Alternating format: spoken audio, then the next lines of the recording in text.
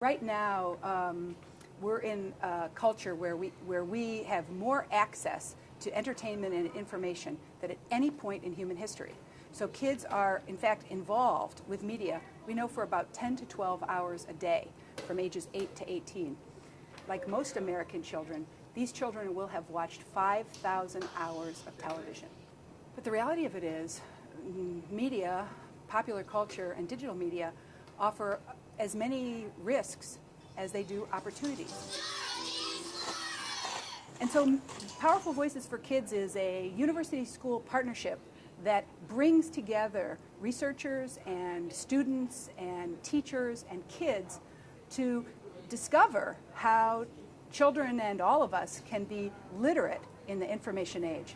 Well, we were having comics that she gave out to us.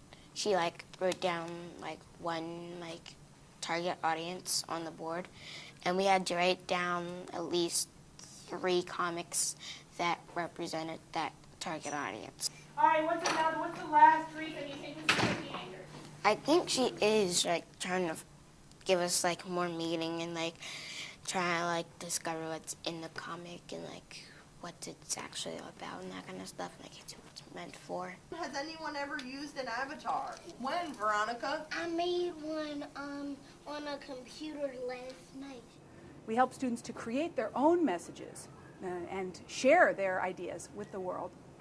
And we also encourage kids to reflect on their choices and the consequences of their actions in an increasingly social, and digital, and interactive environment that they live in. So what we're doing is we're actually creating our own video games on the subject of flash mobs. So we start off with a flowchart, basically, and they're going to take a point of view. The next step is to use a piece of software that we've also been learning called Scratch, which is a programming environment for children.